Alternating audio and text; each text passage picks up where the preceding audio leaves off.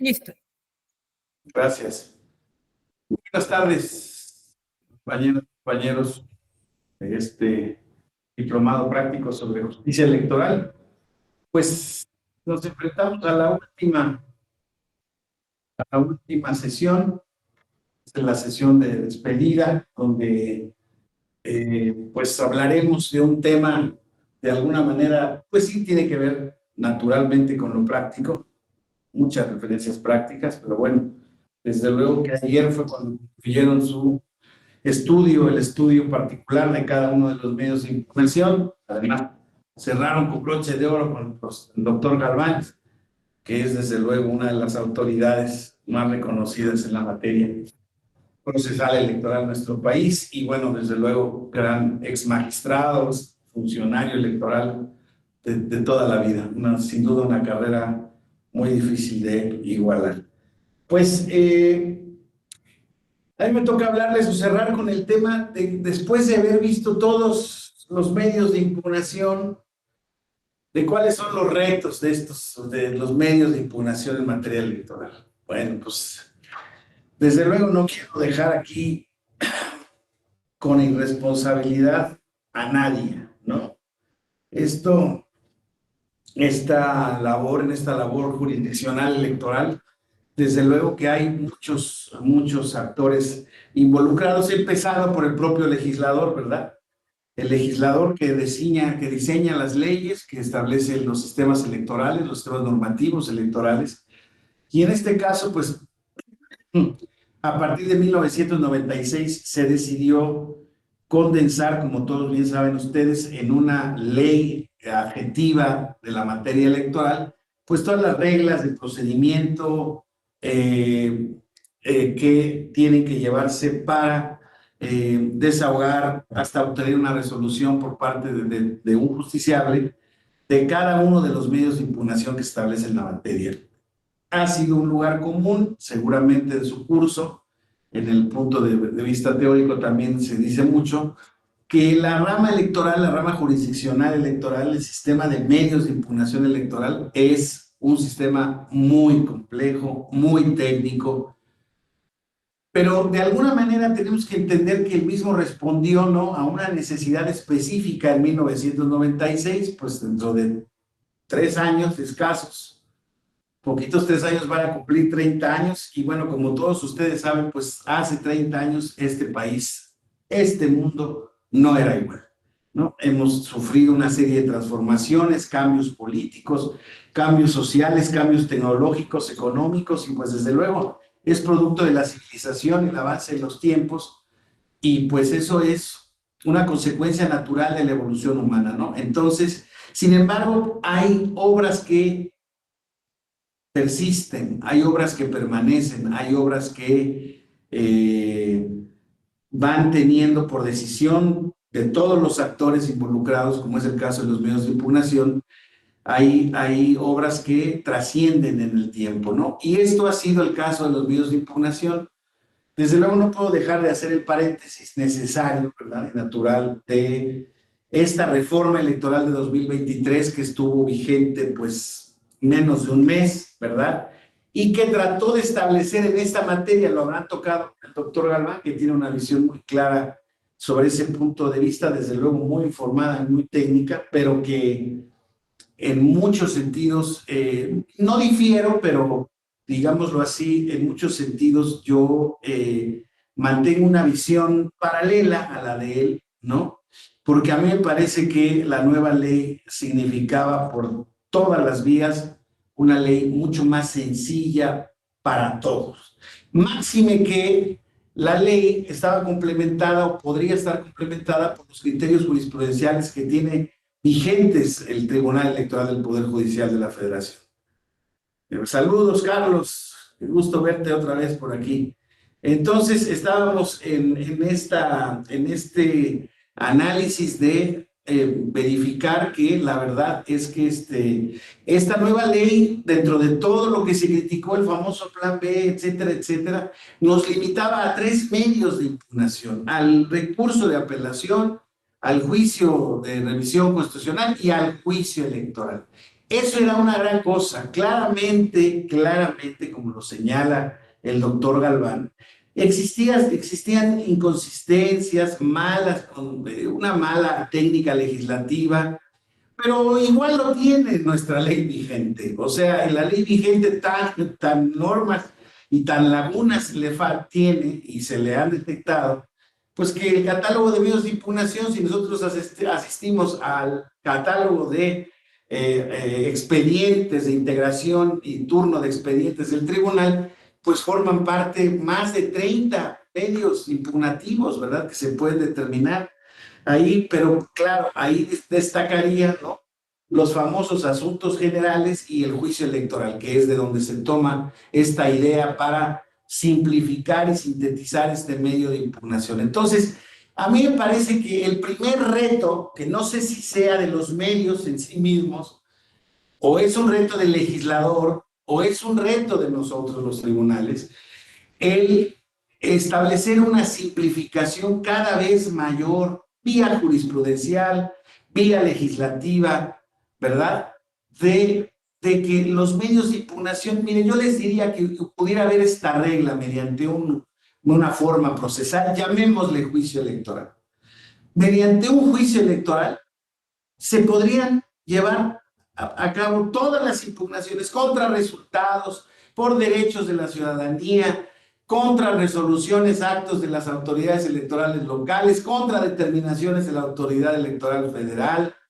Y claro, dejaríamos abajo el tema de los asuntos de los juicios laborales, ¿no? Que son esta atribución que también hemos platicado o han platicado con muchos de sus profesores en ese sentido, una atribución rara, pero que tiene como manera de ser o que tiene como sentido el hecho de que, pues siendo el Tribunal Electoral la máxima autoridad en la materia, pues que la misma no esté sometida a ningún tribunal ordinario, aunque fuera incluso en la materia laboral. En consecuencia, insisto, mediante ese juicio electoral se pueden establecer todos los procedimientos.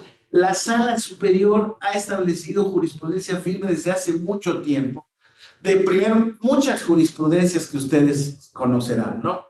Que el error en la vía no determina la improcedencia del medio de impugnación y en consecuencia procede la reconducción de la vía, que realmente en consecuencia ningún medio de impugnación puede quedarse sin jurisdicción, salvo que adolezca de una causa evidente de desechamiento, que adolezca de la falta de un requisito procesal fundamental para establecer la relación jurídico-procesal, como sería naturalmente la falta de firma del escrito, la ausencia de agravios, ¿verdad? Un recurso frívolo auténticamente, aunque el término realmente sea eliminado, pero bueno, claramente podríamos ver medios de impugnación que no tienen ningún sentido, ni orden, ni finalidad en la materia, en fin, pero serían esos casos de que estuviera fuera de tiempo, naturalmente, ¿verdad? Esos casos básicos, salvo esos casos, todos los casos deben de tener un conocimiento por parte del tribunal, un conocimiento pleno y completo, lo cual evidentemente no quiere decir que eso implique que todos los juicios sean favorables, sean fundados, ¿no? Porque aquí tenemos este problema, ¿no? De los términos procesales, ¿no? De que sean procedentes, no. La idea es que el 99% de los medios de impugnación sean procedentes. Y ya de ahí, en el estudio de fondo que se haga de los mismos, que pues los mismos se determinen como fundados, infundados, parcialmente fundados, ¿no? Entonces, ese sí que es un reto, creo yo, para el legislador, ¿no?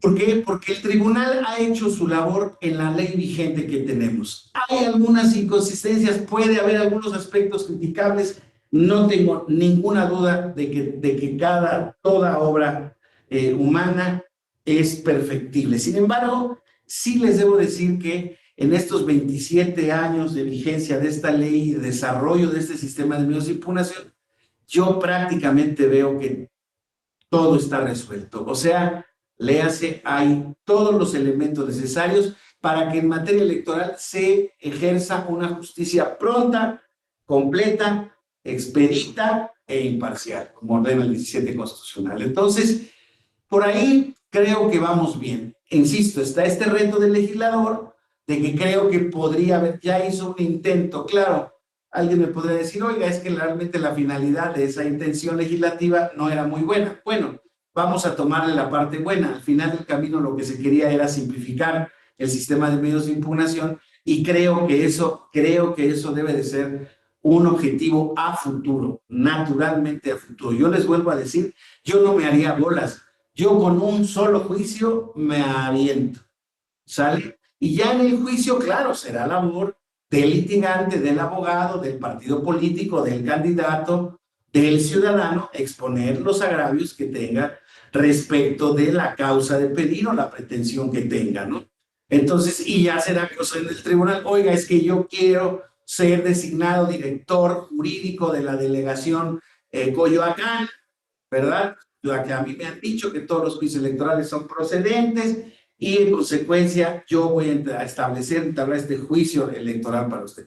Y miren, habría que hacer toda una serie de consideraciones para decirles que desafortunadamente esa petición no estaría amparada realmente o sea, por la justicia electoral, en tanto que la justicia electoral en esta medida se encarga de reconocer o de velar por y resolver todos los conflictos relacionados con las elecciones constitucionales o con los cargos de elección popular. Y alguien me podría decir, Carlos Eusebio, ¿no? Antonio, alguien me podría decir, oiga, es que la Convención Americana de Derechos Humanos dice que el derecho político de los ciudadanos no se agota en los cargos de elección popular. También establece el derecho de integrar a las autoridades de la función pública, no necesariamente electas. Bueno, yo les diría, es correcto, habría que hacer un planteamiento, ¿verdad? Les voy a decir cuál es hoy en día el problema con el que nos enfrentaríamos. Yo creo que tiene matriz convencional, el llegar a impedir un derecho de esa naturaleza. Ahora, no creo que tenga necesariamente la posibilidad de prosperar, o más bien veo difícil la posibilidad de prosperar, pero creo que sí podríamos entrar en el fondo en ese sentido porque existe el derecho, consagrado en el artículo 25 de la Convención, de integrar las autoridades públicas del país, no de acción popular, públicas del país. Entonces podríamos decir, ok, nada más saben que iba a venir la primera controversia constitucional por parte de la jefe o del jefe delegacional en funciones de la Suprema Corte, diciendo que nos estábamos metiendo en un tema para el cual no tenemos facultades. Y ese es un gran reto de comprensión de compañeras, compañeros. Ese es un reto real. Es este tema que nos ha puesto en la mesa el nuevo paradigma de los derechos humanos. ¿Por qué? Porque ya hemos platicado también, y lo han platicado en muchos diplomados, en algunas otras materias que hayan tomado, este paradigma que introduce la reforma del expediente varios 2010, no recuerdo exactamente el nombre, perdónenme, pero que desemboca en la reforma constitucional de derechos humanos en primera, lo platicaba yo ayer, incluso no en clase, sino lo platicaba yo con un compañero abogado. Me parece verdaderamente una reforma con un alcance poderosísimo. Si lo hemos leído el artículo primero, no lo voy a volver a hacer ahora, es una clase de conclusiones, ustedes ya saben de lo que dice, ¿no? Pero dice que todas las autoridades estamos obligadas a proteger, garantizar, promover, todos estos verbos que se llevan como finalidad el establecimiento de la vigencia, de tratar de establecer la vigencia plena de los derechos humanos. En consecuencia, no tengas más autoridad. Si te viene una petición o tienes un asunto que tiene tutela en los tratados internacionales, atiéndela, resuélvela con base en ellos. Recuerden que a partir de eso ya se ha creado este concepto del bloque de constitucionalidad, en donde ya es un principio común a nuestro constitucionalismo que, desde luego que en materia de derechos humanos, las normas internacionales son ley suprema, incluso tan o más poderosas que la Constitución, ¿no? Hemos visto diversas disposiciones, diversas determinaciones, perdón, de la Suprema Corte de Justicia, del Tribunal Electoral, que han preferido la interpretación convencional que la simple interpretación literal de la Constitución, ni siquiera conforme.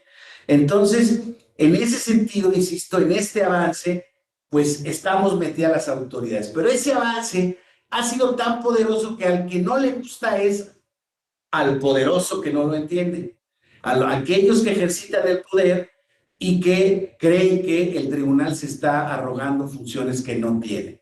Y le hace para caso muy claro, pues justamente también a propósito de la sentencia del Tribunal Electoral, recurso de apelación, no me acuerdo, 2022, el año pasado, en diciembre, ustedes recuerdan que se determinó que la presidencia del Instituto Nacional Electoral debía ser ejercida por una mujer, donde no existía ninguna normativa que así lo obligara.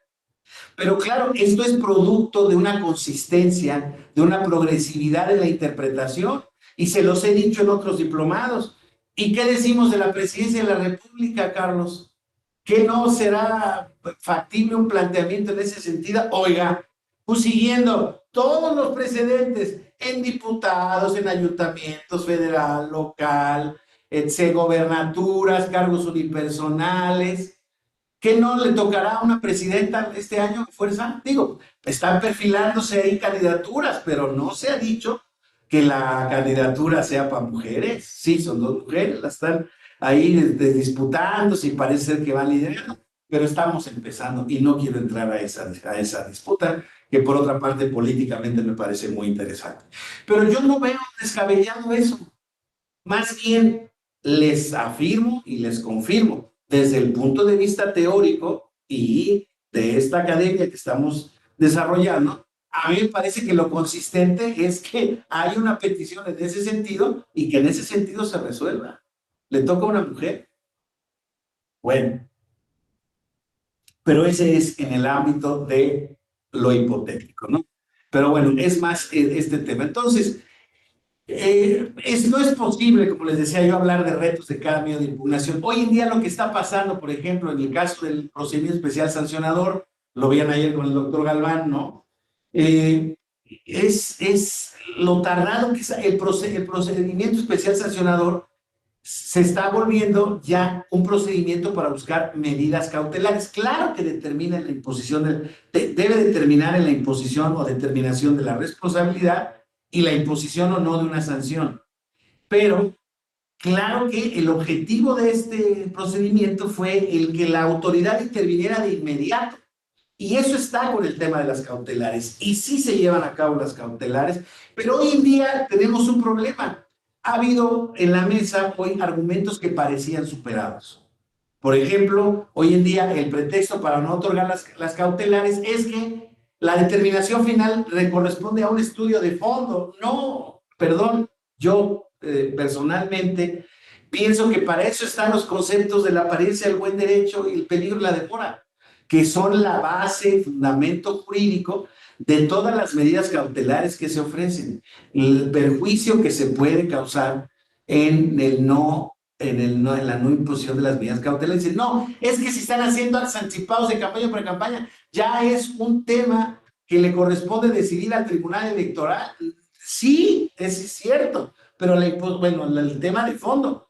Pero las medidas cautelares no dependen del estudio de fondo, perdónenme, no dependen, al contrario. Las medidas cautelares son eso, son cautelares, no son de fondo. Y claro que son facultad de la autoridad administrativa, por el conducto de la Comisión de Quejas del Consejo General o de la Sala Superior. No hay, en mi opinión, no hay duda. Pero volvemos al asunto. Aquí no se trata ya de cuestiones de opiniones, el reto también que existe en estos medios de impugnación es de estos nuevos modelos de interpretación o estos nuevos criterios que están, de alguna manera, en mi opinión, dejando de lado pues tanto el texto de la ley como los precedentes jurisprudenciales.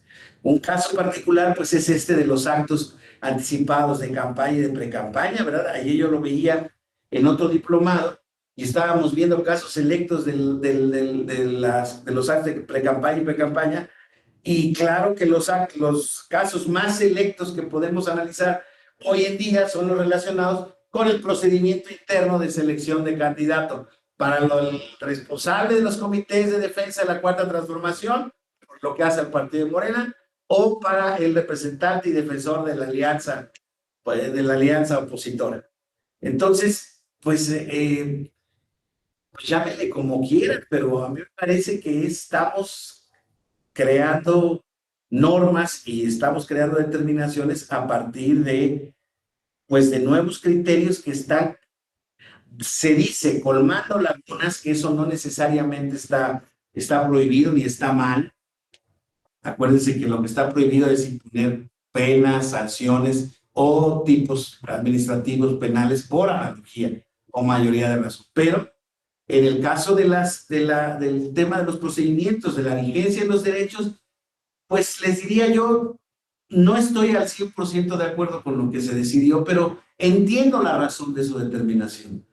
Y creo que jurídicamente es la mejor manera. Claro, dice Antonio, se quejaban de que las campañas eran muy largas y ahora se anticipan los tiempos. Esa es la realidad que está vigente hoy en día. Pero fíjense que platicaba yo ayer también que uno de los grandes retos es exactamente el tema del cumplimiento de las sentencias, del cumplimiento de este nuevo concepto que ahí lo tengo en esta lámina, la integridad electoral, ¿no? ¿Qué es la integridad electoral? Pues es un concepto que nos acompaña de hace un par de años por acá la jurisdicción electoral, y es esta actitud, esta disposición o esta obligación actitudinal por parte de los tribunales, el Tribunal Electoral, de las autoridades administrativas, de que se cumplan con todos los elementos para llevar a cabo elecciones legítimas, auténticas, transparentes. Entonces, volviendo al asunto, en este caso, de los asuntos de los actos anticipados de pre-campaña y campaña, lo que se dice es, se concluye al final del camino de manera muy apretada, que estamos ante una zona gris y que esa zona gris es necesario que sea regulada y ordenó el instituto, es que sea regulada por los criterios que puedan determinar o que ya emitió el Instituto Nacional Electoral la semana pasada, donde se aplican ya criterios de fiscalización, de certificación, tope de gastos máximos de campaña. Les dieron 34 millones a cada candidato. Morena les había dado 5 millones de pesos. ¿De dónde va a salir el dinero? No sabemos. ¿Cómo va a estar la cosa? No lo sabemos. Pero ahí están firmadas las reglas. O sea, lo que les quiero decir es que esta elección nos va a dejar en claro si lo que se está dando está bien andado o no está bien andado. Y yo deseo, se los digo firmemente, que todo esté bien andado, que sea aceptado. Miren, les voy a decir cuál yo considero que sea un prerequisito para que esto sea un éxito. Y es que las determinaciones de los tribunales y de las autoridades electorales se cumplan. Ese es un reto. Porque estamos viendo, y perdón que haga referencia a ello, pero es un hecho, no estoy dando una opinión. Existen por lo menos 10 sentencias de la Sala Superior relacionadas con medidas cautelares que el presidente no ha cumplido. Algunas otras dice que las ha cumplido, pero las ha cumplido a medias. Y yo pregunto, ¿qué hace la Sala Superior ante el incumplimiento del presidente? ¿Qué hace? Esperemos que el presidente termine cumpliendo. Yo les vuelvo a decir, hubo un caso en el año 2000, compañeros, que fue un caso emblemático. Los que son más grandes, más mayores, a lo mejor tienen referencia a él, he hecho referencia en alguna clase, pero tiene que ver con una resolución que se tomó en un juicio de revisión constitucional en el estado de Yucatán, en la vigencia de aquel gobernador Víctor Cervera Pacheco, donde el Tribunal Electoral, antes de las 12 de la noche del día anterior a que tomaran protesta los diputados, resolvió quitarle un diputado de representación proporcional al PRI y dárselo al PRD, porque había estado mal aplicada. Entonces, se tomó la determinación de ese tipo y se fue a notificar al día siguiente. Al día siguiente llegó el notificador fue recibido muy amablemente en las puertas del Congreso. ¿Cómo no? Pase de aquí, tómese. Le dieron una sopa de lima en la mañana, le dieron agua de lima también, agua de chaya, perdónenme, y alguno que otro antojito. Espérenos, ahorita le recibimos su notificación. Fueron, tomaron protesta a los estos y le dijeron, no te puedo recibir la anotación, hermanito, te la voy a recibir, pero diciéndote que ya habían tomado protesta los compañeros, entonces no nos es posible cumplir la sentencia. Año 2000, Congreso del Estado de Yucatán. 6 meses tardó en cumplirse esa sentencia. 6 meses. 11 determinaciones de la Sala Superior en el camino, ante la reticencia de un gobernador y un Congreso que se negaban a cumplir el decreto. Pero era realmente el que movía la cuna del Congreso. Entonces, no, así que en el año 2000, y ha habido en el camino, no les miento, ha habido, claro, no son tan públicas, no son tan famosas, ha habido sentencias que se han cumplido con muchos. Por ejemplo, en el caso de juicios electorales que tienen que ver con modos y con usos normativos internos, con usos y costumbres indígenas. Ha habido muchas sentencias que la verdad están todavía en vías de cumplimiento. ¿Por qué? Porque las comunidades se resisten a cumplir. Está el grado de intromisión que ellos sienten de la autoridad electoral que no las quiere cumplir. Y otras que en el proceso de cumplimiento han dejado algunas pérdidas en el camino, incluso humanas. Entonces, lo he platicado en algunos casos. También los tribunales son unos entes políticos también. Sus determinaciones deben de estar sustentadas en las cuestiones, en fundamentos estrictamente jurídicos. No tengo ninguna discusión.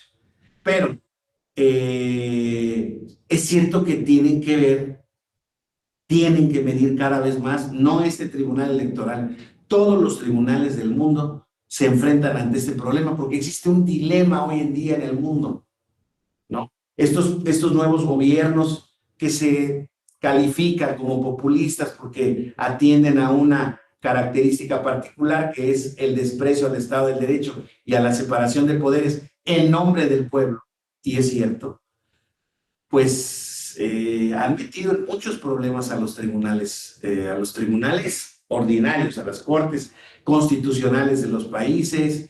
Ahora Francia tiene un problema tremendo en temas de migración, que no son problemas estrictamente sociales, son problemas jurídicos también. Entonces, desde luego, parte de una matriz social, pero tiene que resolverse por el cauce del derecho. Los tribunales constitucionales franceses ya han determinado ciertas cosas que pues son en la vida de los hechos imposibles de cumplir. Imposibles de cumplir. Les pongo este ejemplo, les digo, imagínense que el tribunal en la sentencia de hace 3 semanas, no sé cuánto fue, en el expediente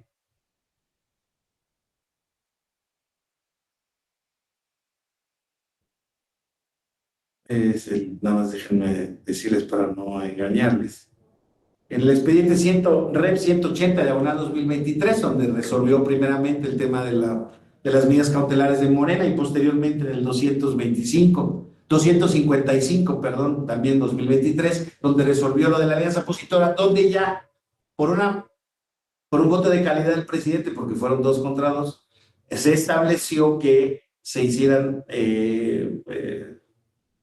expidieran lineamientos para el cumplimiento de todas las disposiciones legales en materia de procesos electorales.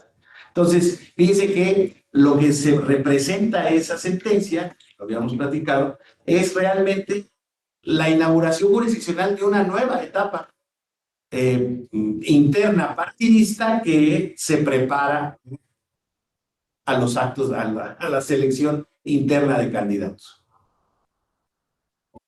Y no creo, de verdad, se los digo en serio, o sea, es manera de, me pueden tachar aquí de débil, de guango, de lo que quieran, pero creo que es la manera en la que se asegura el cumplimiento al final del camino de la institucionalidad. Y creo que es el único camino que no debemos seguir y que no podemos seguir. Ven usted lo que pasó en el año 2020 con la revuelta esta del 6 de enero en Estados Unidos, en el Capitolio, que todavía sigue retumbando en las cortes gringas y en el ámbito político estadounidense. Por cierto, creo que también por ese motivo van a volver a imputar al expresidente Trump, pero creo también en Brasil, Pero creo que a pesar de esa imputación y su eventual condena, el sistema americano, fíjense, no prohibiría el tema de la competencia del candidato expresidente Donald Trump. Díganme si no son en el sistema jurídico más admirado del mundo, más sólido del mundo, podríamos decirlo así, ¿no? O uno de los más, por lo menos, uno de los más añejos. Imagínense en nuestros países que estamos en etapa auténtica, ya no diría yo de transición, sino de consolidación democrática. Yo creo que la transición ya pasó. Creo que estamos en el camino de la consolidación, que desde luego puede no darse, ¿eh? Y entonces nos quedaríamos en una simple intentona. Pero lo que hemos vivido, perdón que se los diga yo, creo yo, no nos los quita nadie. O sea, hemos vivido etapa de libertades, hemos vivido etapa de instituciones, con problemas sin discusión, con anomalías sin discusión. No discuto eso. Pero vuelvo al asunto, el sistema político jurídico es un sistema perfecto. Por eso cuando hablo de los retos de los medios de impugnación en materia electoral, digo, carajo, ¿son de los medios como tales, son de un diseño legislativo o son también de las autoridades, de todas las autoridades? No tan solo de las jurisdiccionales, de la administrativa, de los individuos que forman parte del sistema electoral. A ver, díganme usted, los funcionarios públicos que se pasan por el arco del triple 134 constitucional, ¿no? Violan y hacen prohibido y les sancionan y los multan y no hay consecuencias porque la ley no establece consecuencias.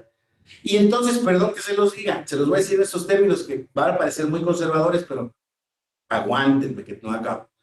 Van a decir, sí, claro, en aras de los derechos humanos, en aras de que no puedes exigir una sanción que no esté prevista en la ley. Entonces, ¿qué hago con 120 funcionarios que han violado la ley, la Constitución, en menos de 2 años, más de 10 veces cada uno? ¿Qué hago con ellos? Ya les dieron vista a los congresos estatales, a las auditorías, a los órganos de fiscalización. ¿Y qué creen que van a hacer con ella ellos? Pues recibirlas y tirarlas. Tampoco ella tiene facultades para emitir sanciones. No las tiene. No hay una ley que lo establezca. ¿Y qué hacemos con eso?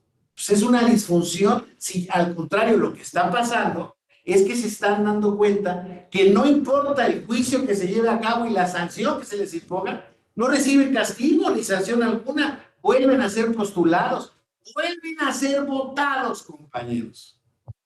Ya déjense eso. Decía Antonio, en el caso de Brasil, el caso de Estados Unidos, no, el Bolsonaro y compañía, justamente, gente que ha trastocado, ¿no?, toda la institucionalidad para hacer valer su voluntad. Pues, perdón que se los diga, pero el ejemplo viene de lo más arriba.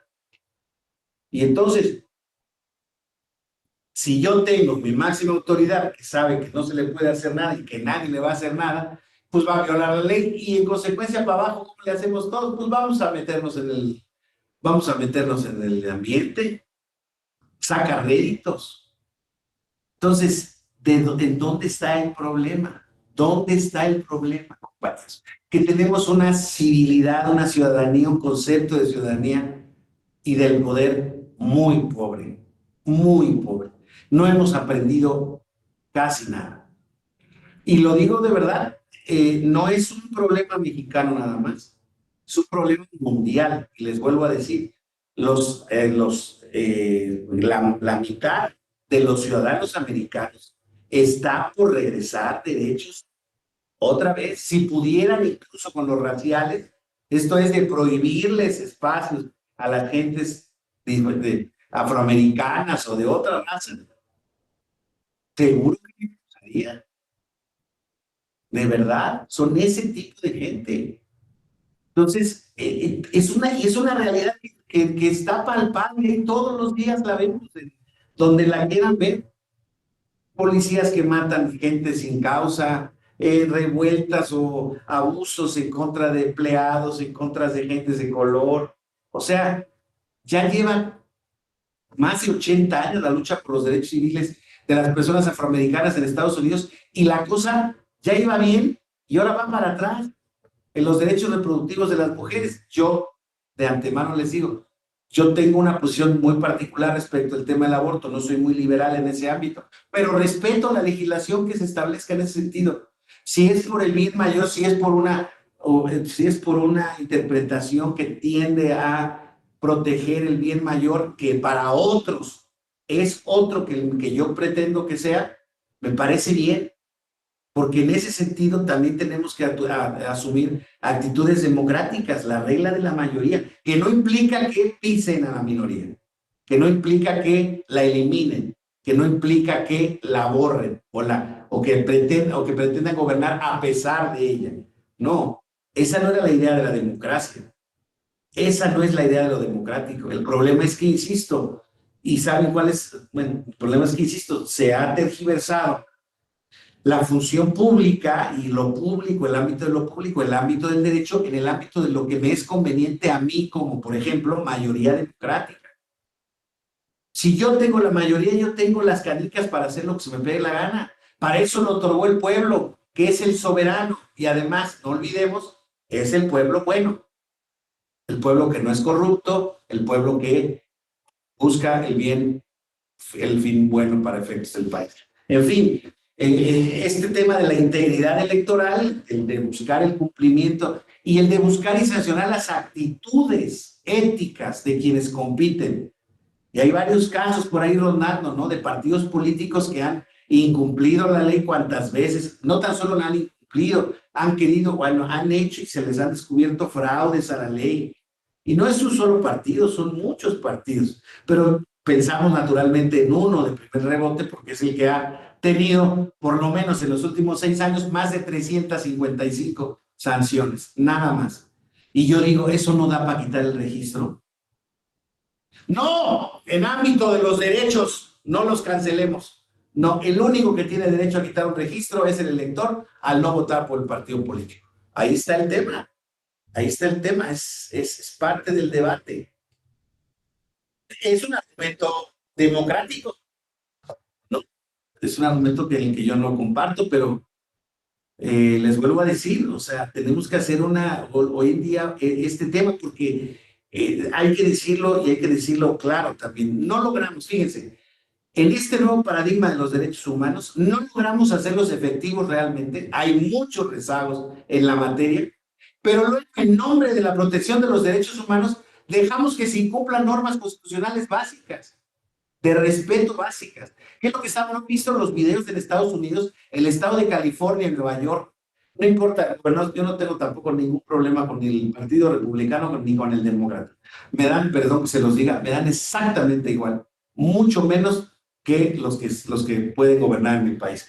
Pero no han visto, en esos estados la gente se mete a las tiendas de Apple, agarran teléfonos, iPads y todo, se los roban y se salen corriendo. Y en las tendajones, por eso ya cerraron media California, los retails de conveniencia y todo este tipo de cosas, porque llegan las gentes a robar el dinero. Oigan, es que tienen necesidades. Entonces, otra vez, volvemos al asunto. Pues claro que hay mucha gente que tiene necesidades, y ahí era el otro punto donde iba yo. Somos muchísima gente en el mundo. Claro, ¿cuáles son los países que no tienen problemas? Dinamarca, Suecia, Singapur, Finlandia. ¿Sabe cuántos millones de habitantes tienen cada uno? ¿3 o 4? Ni la tercera parte de México. Pues claro, en una sociedad así de pequeña, de uniforme, no hay problemas. Pero en en este mundo de la diversidad al que acepto, asumo y me incorporo, ¿eh? No, al contrario, no puede ser de otra manera. Yo no vivo ni me quiero ir a vivir a Dinamarca, ni a Suecia, ni a Finlandia, a ninguno, ni a Singapur, valga la hora, lleno de restricción de libertades, olvídense, ¿vale? Qué bueno, sí, qué económico, muy bien. No, no me parece, a mí no es mi ideal de vida. Pero bueno, claro, el sistema democrático nos permite incluirnos, mezclarnos, compartir mesa con los que no piensan igual que nosotros, con los que no tienen religiones como la nuestra. Pues sí, pero somos tantos que aparecen dos problemas importantísimos. El rezago social y económico, que es grande y gravísimo. Vean ustedes los problemas de la India, ¿no? nacen 3,000 niños por día en la India y ya van a superar al final de año a China, teniendo la quinta parte de territorio que los chinos. Pueden tener el territorio grande y además están todos hacinados en la parte norte del país. Y entonces ahora recientemente, y eso lo traigo a colación porque un muy buen amigo mío recientemente vino de India y dijo, en India he ido al hotel más lujoso de mi vida. Y es un cuate que ha viajado. Dice, y es el lugar al que nunca regresaría porque tanta pobreza hostiga, o sea, lastima. Es un problema gravísimo. Y bueno, pues los países que tienen mucha población, ¿cómo le hacen para hacer riqueza? ¿Qué plan económico nos van a generar para generar un ambiente económico estable o resolver nuestros problemas económicos? No lo hay, ni las ayudas, ni un plan de inversión muy grande. No hay manera de incluir a 50 millones de pobres en 50 años. No hay manera, no hay manera. Entonces los rezagos van a seguir iguales. El problema está entonces en que debemos enfocarnos en la educación y mejora paulatina, aunque sea, pero sostenida y consistente de esas clases específicas. Perdón que se los diga, no dándole pensiones universales a ancianos que no la necesitan. No, no puede ser universal, porque volvemos al asunto, en este tema de los derechos humanos también se nos vende este humo de que todos somos iguales. Es mentira, no somos iguales. Aspiramos a que un sistema político, constitucional, un Estado de Derecho, trate cada vez más igualmente a todos ante la ley, claramente. Pero no somos iguales, hay gente que tiene rezagos económicos, no es lo mismo tener dinero, hay unos más iguales que otros, me choca decirlo, pero es cierto. Hay estratos y hay calidades y hay muchos microuniversos en nuestro país, ya no digamos en el mundo. Pero entonces, insisto, en el caso de la materia electoral, pues estamos contaminados de todo este movimiento, insisto, que trata, por un lado, de reivindicar las libertades individuales, de dignificar a la persona, de evitar los rezagos, pero por otra parte, de una ciudadanía muy pobre, con valores muy pobres, de una clase política con valores muy pobres y con ejercicios absolutamente deficientes, ¿no? Y con el tratar de cumplir con reglas que están establecidas para que exista un orden, vamos a hablar de las elecciones, un orden equitativo y justo para que las elecciones sean lo más libres posibles. ¿Y esto qué implica? Que el que está en el cargo no tenga ventajas, que el que tiene más dinero no tenga ventajas, que los que tienen acceso a los medios de comunicación no tengan más ventajas que los otros, ¿no? Entonces, uno de los grandes retos de la interpretación jurisdiccional y administrativa en la materia es exactamente ponderar, es el tema más complicado. Por ejemplo, en el caso de los recursos de apelación del año 2020 que generaron 50 acciones afirmativas para grupos vulnerables, 30 para indígenas, 9 para las 30 para indígenas, 9 para no me acuerdo cómo estuvieron, pero para la comunidad LGTB, BIQ+, perdón, para los afroamericanos, para otros dos grupos vulnerables. Bueno, todo eso está bien. ¿Saben cuántas personas hay en situación de calle, compañeros? Estaba yo viendo la encuesta última que acaba de sacar el INEGI, tiene un nombre muy largo, discúlpeme que no me la conozca, pero hay, pues digamos, no registradas, hay contabilizadas 7,5 millones de personas en situación de calle. ¿Qué es eso, Carlos? ¿Qué es eso, Eusebio? ¿Qué es eso, Antonio? Son gente que no tienen papeles, que no tienen propiedades, no tienen un patrimonio, no tienen 7,5 millones que viven en nuestro país y no son migrantes, son mexicanos. No tienen ni acta de nacimiento. Entonces quieren ir a sacar su credencial del INE. ¿Y qué les dice la señorita del INE? Pues con razón. No pueden dar. ¿Dónde está el nacimiento? No, no tengo, no, pues vaya usted para allá. Oiga, ¿y dónde saco mi acta de nacimiento? Pues, ¿dónde nació usted? No sé. 7,5 millones de personas. ¿Saben? Esos son casi los que habitan Dinamarca. Dinamarca tiene 10 millones. Perdón, pero a mí sí tampoco lo puedo evitar decir, me parece un exceso que se dijera que íbamos a tener un sistema de salud pública como el de Dinamarca, simple y sencillamente por esa pequeña diferencia. Por esa pequeña diferencia. Pudo haber dicho otro país, no Dinamarca, no Suecia, no Finlandia, ¿no? Tienen mucho frío esos países, crecen muy poco y no quieren crecer más porque han entendido que su manera de sobrevivir de esta manera, que tampoco crean que son archimillonarios, ¿eh?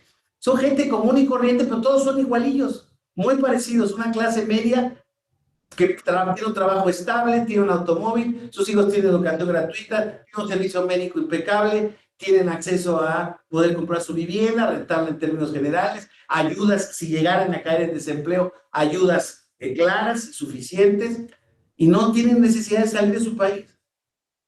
Pero claro, la gente quiere, alguna gente todavía, lo que pasa es que el frío les gana, pero hay gente que quiere entrar y no los dejan, no los dejan.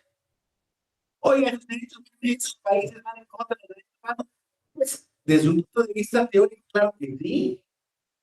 ¿No? Si la migración pues, es uno de los puntos más también actuales en el mundo. Hay problemas migratorios gravísimos. Gente que está huyendo para poder sobrevivir. Imagínense. Qué reto más humanitario que ese. Pero bueno, no quiero desviar demasiado el tema, pero el asunto pasa porque estamos metidos en este problema. Entonces, ese es un gran reto de esta materia. De esta materia tenemos que, ya lo vamos a ir poniendo más, este tema del principialismo y constitucionalismo. A mí me parecen muy bien los términos teóricos, ¿eh? Yo los estudio, desde luego los imparto, los comprendo, pero terminan por ser buenas doctrinas, doctrinas bien encaminadas a justamente a lograr cambios sociales, a lograr más justicia. O sea, claramente, pero perdón, ya no necesitamos más teorías, en mi opinión. En mi opinión, está claro. El debate está entre ser moral o ser amoral, entre ser ético o ser no ético, entre apegarse a la ley o no apegarse a la ley, entre apegarse a la institucionalidad o no apegarse a la institucionalidad. Entonces, todo este tipo de no, que claro, generan además muchas confusiones conceptuales, ¿no? Porque entre el principialismo y el constitucionalismo transformador hay unos términos que parecieran ser tensionados, ¿no? Uno busca la vigencia de los derechos para un cambio social y otro busca el cumplimiento de las normas constitucionales para que se hagan eficaces, incluidos los derechos, claramente, pero también todas aquellas normas que tienden a establecer un orden político y social determinado, por ejemplo, el de las elecciones. Entonces, insisto, si yo voy a proteger a un funcionario su libertad de expresión, que tiene una posición de privilegio, que no es un ciudadano común y corriente, en aras de su libertad de expresión, que viola el 134, no, que prevalece el 134, pues entonces, perdón, pero creo que no estamos entendiendo los términos. Los derechos humanos se hicieron vigentes y palpables para aquellos, perdón que se los diga, todos los necesitamos, pero muchos los disfrutamos. Es para los que no los disfrutan, para los que no se les garantiza, para los que no se les dan, para la gente que sufre un robo en su tiendita de la esquina y quiere ir a un tribunal y no le aceptan la demanda porque no, pues, no tiene un abogado, porque no le ayuda bien. Por ejemplo, ellos necesitan tutela jurisdiccional porque hicieron un robo,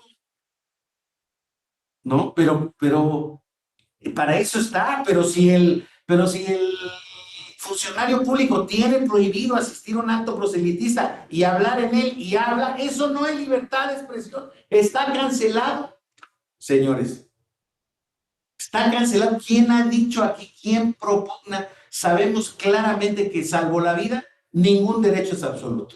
Y hay que discutir si la vida tiene relatividad, ¿no?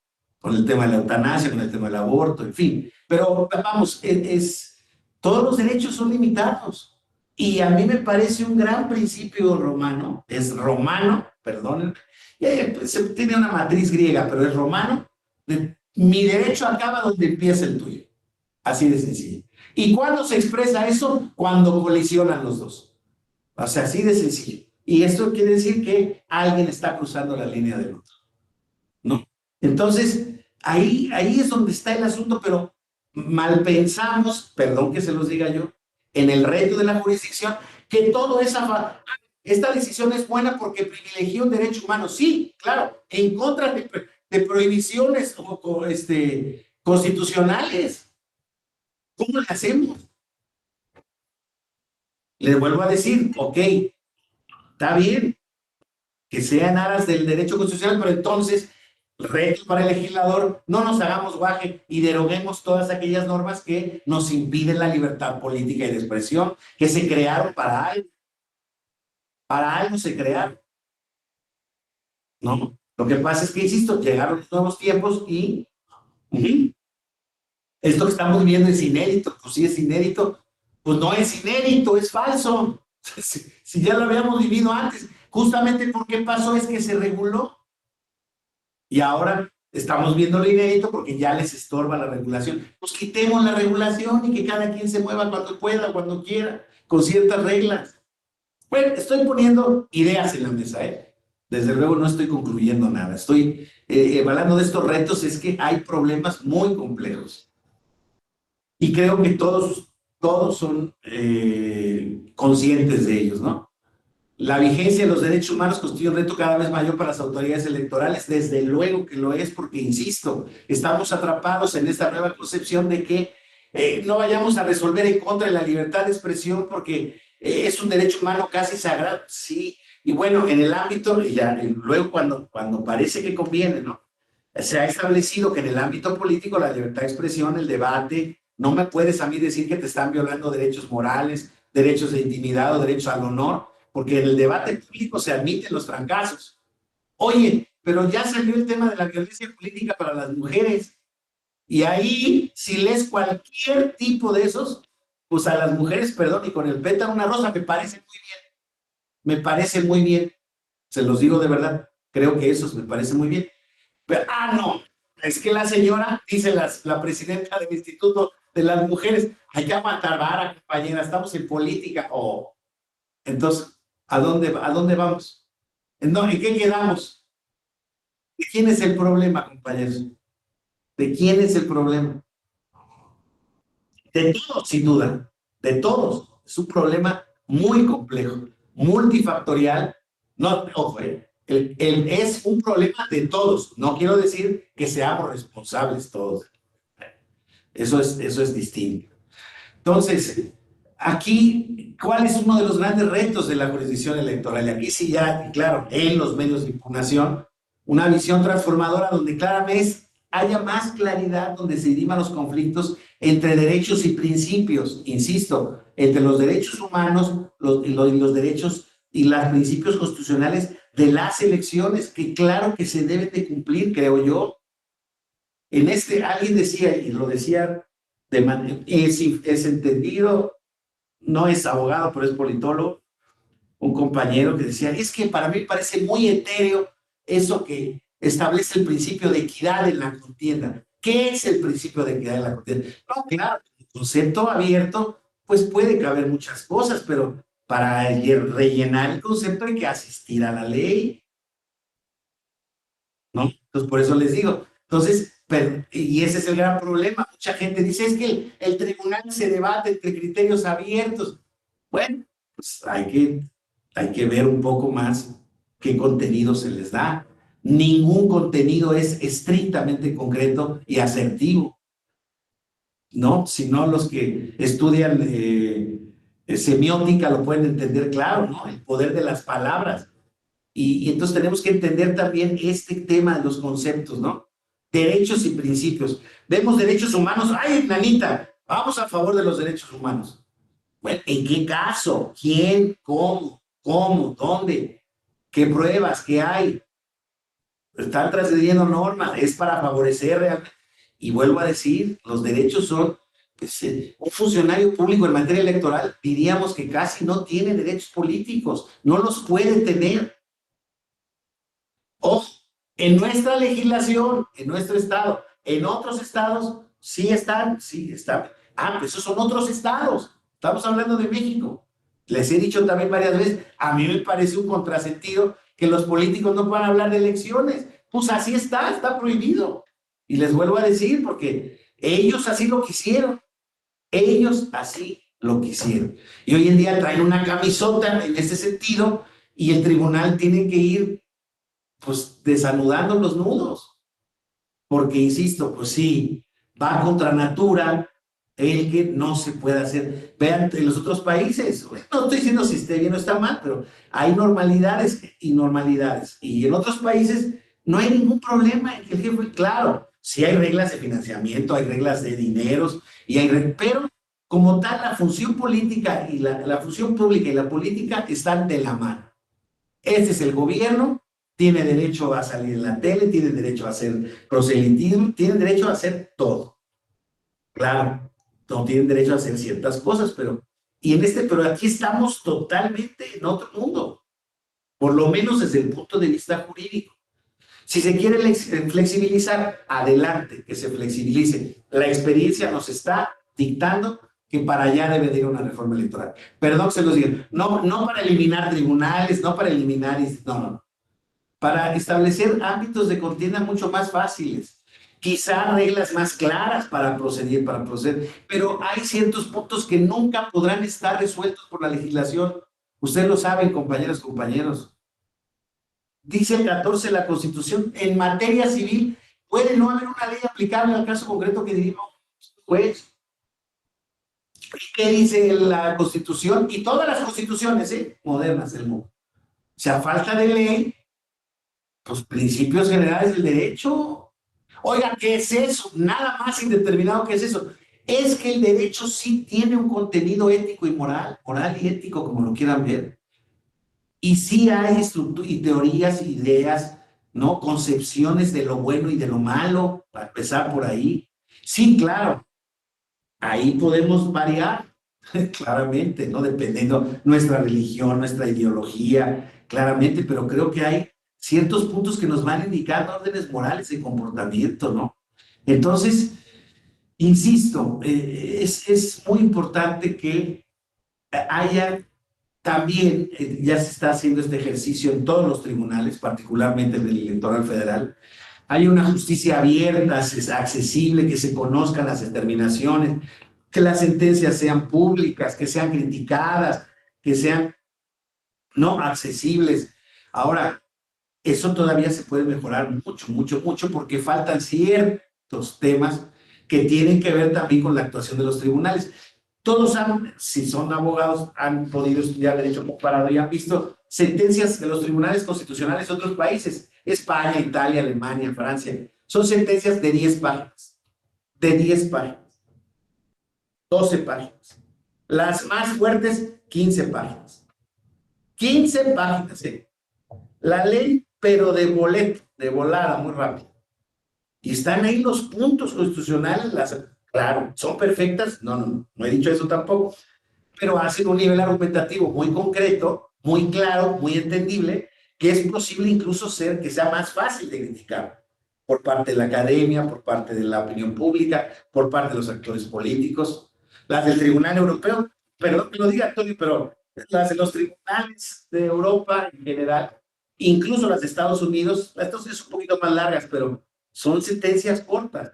Entonces hacemos sentencias de 350 páginas, 320 páginas, 170. Está bien, muchas cosas son en la jurisdicción en general, no estoy hablando de la electoral aquí, pero que si la transcripción que era necesaria, que para que quede claro que es exhaustiva, yo creo que hay que también ahora retomar una vez más, por ejemplo, el ejercicio de las infografías que se hacen desde aquí, de parte de algunos magistrados, el magistrado de la Mata particularmente, hacen un ejercicio para más o menos poner en blanco y negro lo más llano posible de qué se tratan ciertos asuntos. Claro, habrá quien te pueda decir, oiga, todavía ahí podría haber un... Es difícil, no es fácil tampoco en una infografía resumir un asunto muy complejo, pero quizás sí se puede hacer una o dos, quizás por algunos canales que no necesariamente sean el Twitter, en fin, no lo sé. Este es un proceso que está en camino y que creo que es un reto, pero creo que se está caminando mejor, ¿no? El juicio en línea que ya se ha adoptado, que está en este tema, y insisto, el juicio en línea, podemos hablar ahí que desde luego se puede promover y va a llevar las mismas reglas que los medios de impugnación, naturalmente, que han estudiado, pero cuando se refiere al juicio en línea es en la posibilidad de hacerlo a través de los medios digitales, sin el problema de que representa toda esa operación logística que pareciera ser que está reservada solamente a los que tengan un equipo jurídico, político o de logística muy importante, ¿no? Hoy en día el juicio en línea lo podría, híjoles, prácticamente presentar un equipo de 3, ¿no? Pero claro, hace falta quizá más entendimiento, conocimiento y práctica de ese juicio en línea. En el Poder Judicial Federal se está viendo cómo han crecido las estadísticas ya de la promoción del juicio en línea. Ya conozco abogados que ya el 70% de sus litigios son en línea. ¿Saben cuáles son el 30% que no lo litigan? Porque se los pide el cliente. Porque se los pide el cliente. Pero ya prácticamente, pues todo se digitaliza, todo se certifica, si hay problemas hay que hacer audiencia. Claro, no están restringidas ninguna vía para poder. Creo que se está haciendo muy bien en ese sentido. Creo que en el electoral falta conocimiento y falta en consecuencia desarrollo práctico de esa herramienta, porque bueno, pues evidentemente la práctica hace al maestro, ¿no?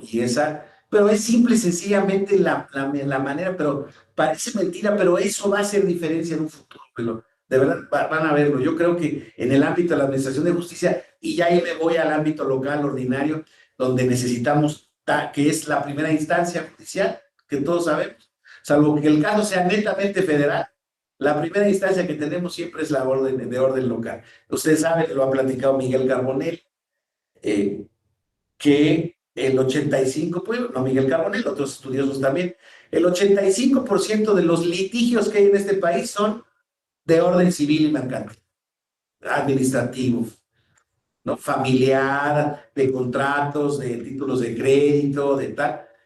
El 85%, problemas de familia, patria potestad, alimentos, contratos, etcétera, etcétera, etcétera. Ahí hace falta muchísimo esa herramienta. Pero bueno, estamos hablando del medio electoral. Estoy hablando del juicio en línea electoral. El juicio en línea electoral está disponible y es la vía, es simple y sencillamente, creo que eso va a hacer mucha diferencia, puede hacer mucha diferencia en un futuro. Ya les decía yo, la simplificación de los medios de impugnación creo que sería una magnífica decisión del legislador. Creo que no le toca hoy, bueno, no puede tocarle al tribunal, pero creo que los tribunales pueden resolver la problemática que existe en esta materia, ya con todo el cúmulo de jurisprudencia que existe. Carlos, por favor, nada más déjame ver dónde te voy a ver si hablar.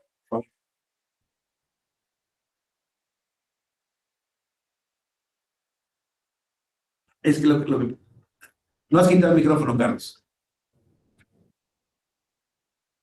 Ah, se tuvo que salir. Bueno, ahorita vemos qué. Entonces, les decía yo, el tema de la simplificación de los medios de impugnación creo que es un dato que sería muy importante, ¿no? Para todo aquel que litigue de manera novedosa o por primera vez, porque ya las viejas generaciones tenemos cierta práctica en ese sentido, ¿no? Hola, Carlos, de regreso. ¿Querías participar, Carlos? Sí, doctor Noé Corso, un gusto Ah, saludarte. sí, Buen jueves a todas y gracias, todos. gracias. Precisamente, gracias por tu amplia reflexión que has hecho en esta sesión final del diplomado. Y quisiera abundar sobre dos aspectos. Uno, precisamente el que mencionaste al inicio, ahorita también lo estás abordando, sobre la importancia de simplificar nuestra Ley General de Medios de Impugnación en materia electoral, que precisamente uno de los componentes de la fallida reforma electoral reciente tocaba como uno de sus componentes, y que esa parte me parece que sí es importante que en el futuro no muy lejano lo podamos abordar, y como tú nos planteas, llevarlo a 3 recursos, o inclusive nos propones que sea solo uno, un juicio electoral universal, ¿no? Llamémosle así, para que en ese mecanismo se puedan resolver todas las diferencias que existan en este ámbito.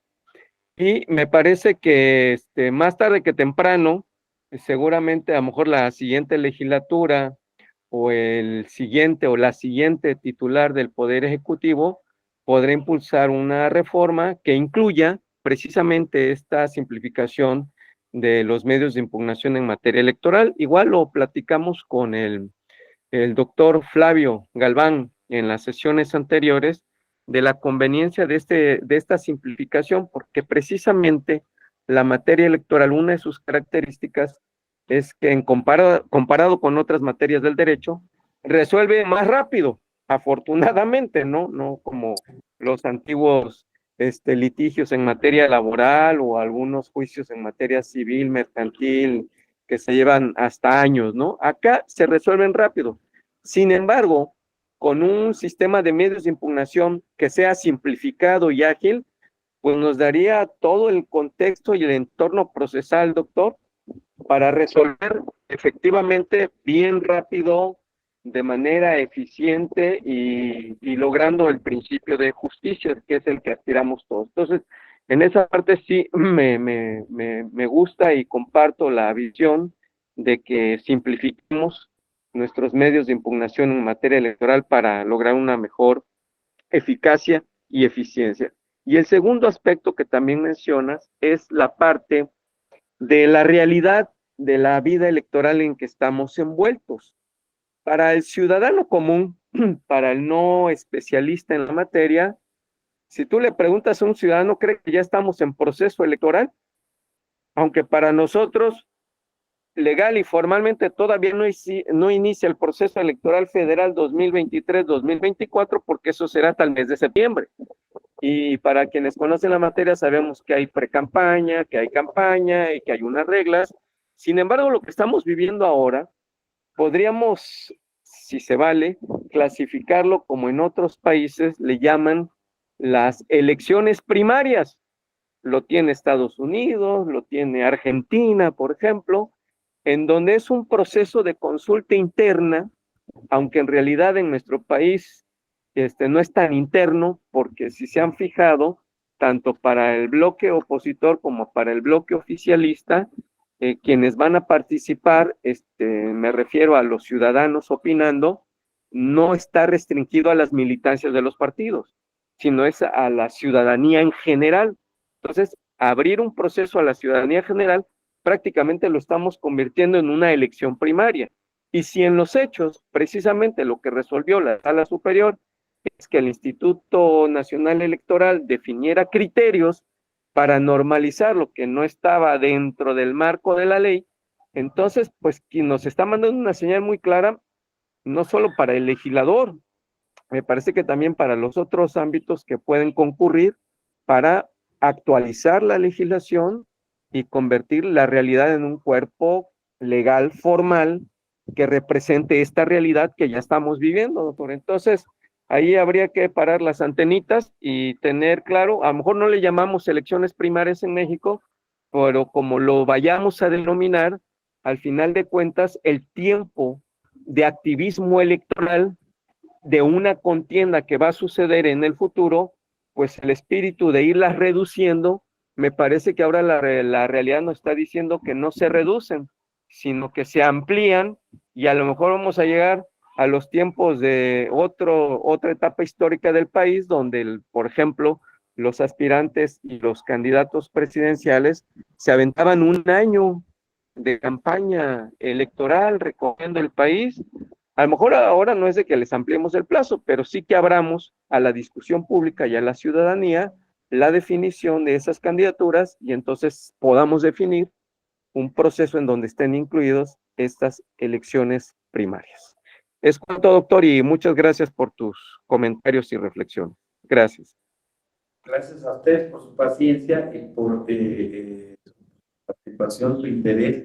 Pero fíjate que sí, es un poco lo que yo quería dar, o sea, expresar, no sé si lo logré de esa manera. Creo que lo que insisto, sí lo dije, pero redondeándolo un poco, creo que lo que está haciendo el tribunal es justamente reconocer que, pues, este aspecto de las que en principio las primarias, podríamos decir, sí están previstas, Carlos, ¿no? En el proceso de selección interna de los candidatos.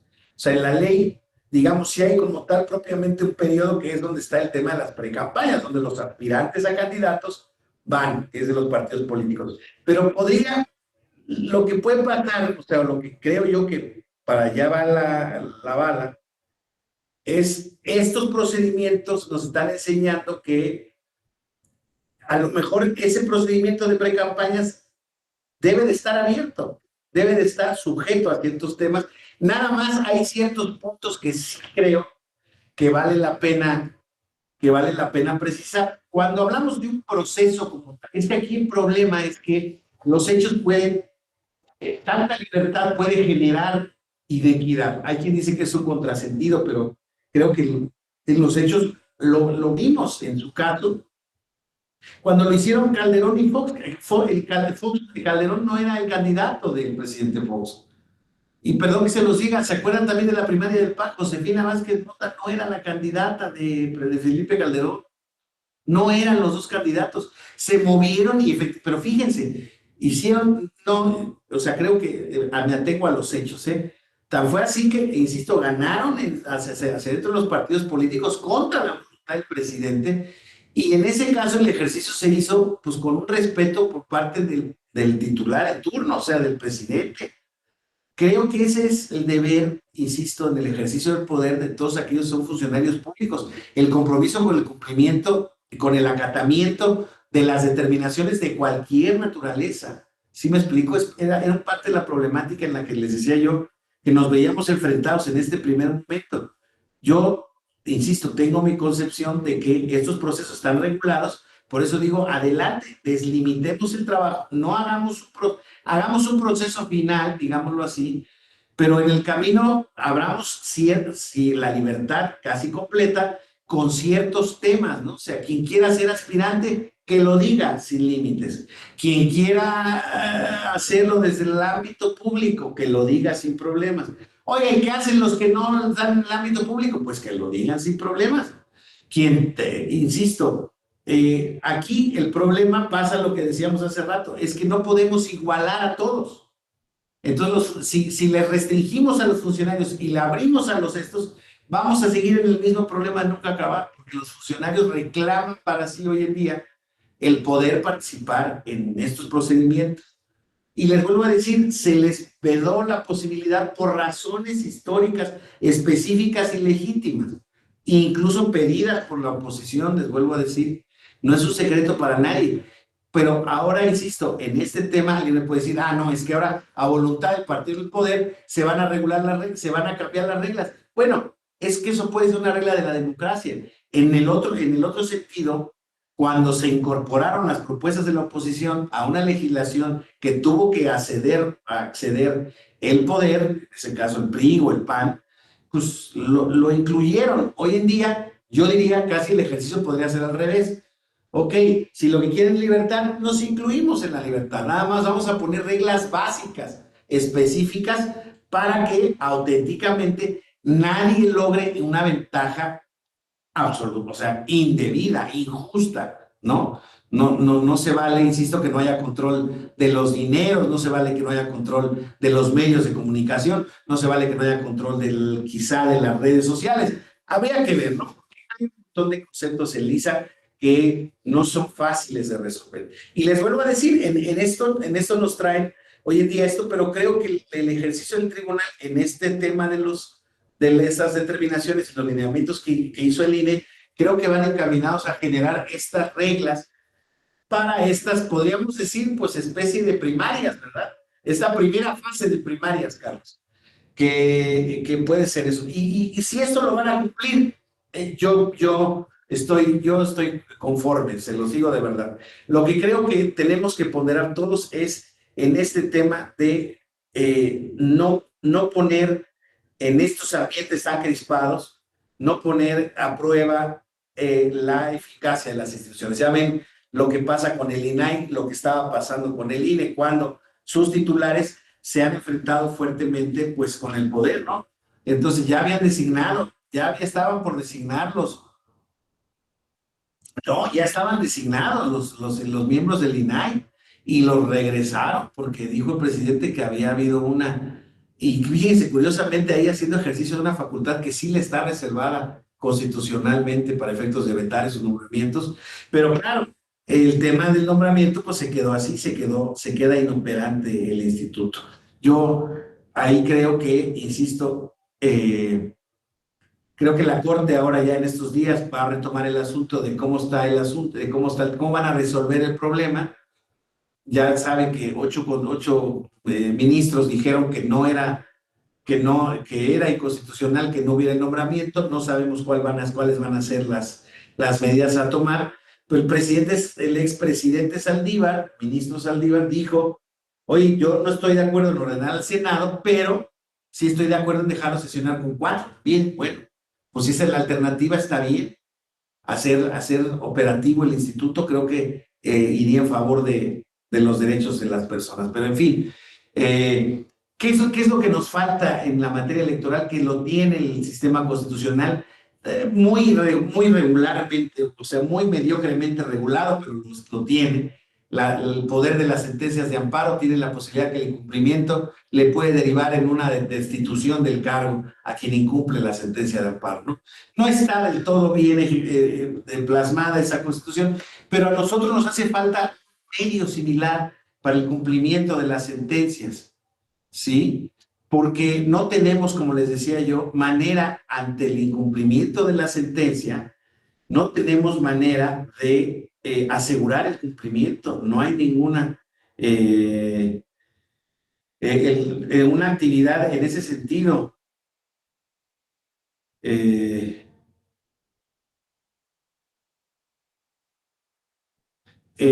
No hay esa posibilidad y en consecuencia, pues como les decía yo, se vuelve un reto para el tribunal hacer ejecutables sus sentencias. Entonces,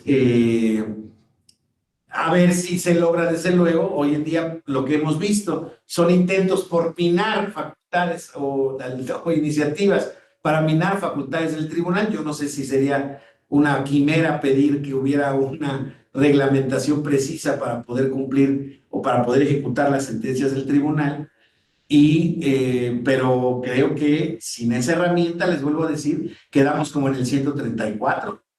En el 134, les vuelvo a decir, está muy prohibido el tema, se han muy sancionado a los servidores, pero se van los expedientes a los congresos de los estados, a las auditorías o los órganos de fiscalización de los estados, y ahí se ríen de las sentencias, ¿no? Y entonces no se hace nada. Pues entonces, claro, ¿qué pasa ahí? Pues no hay manera de poner la sanción. En consecuencia, no me pone ninguna sanción, me da igual. Algunos sí los inhiben, pero muchos no. ¿Saben la cantidad de funcionarios públicos que aspiran hoy en día a puestos públicos? Entre 15 a 20 mil, primariamente.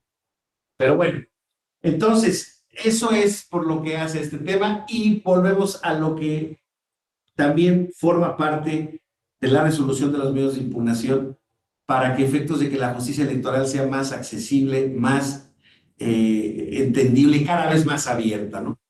Sentencias más cortas, les decía yo, pedagógicamente estructurada, una redacción más accesible para la población, una certeza cuando se ejerce plenitud de jurisdicción o no, porque eso, y lo digo de verdad como una crítica sana a las sentencias del tribunal, no tenemos certeza bien a bien cuándo el tribunal agarra el toro por los cuernos y cuándo devuelve los asuntos.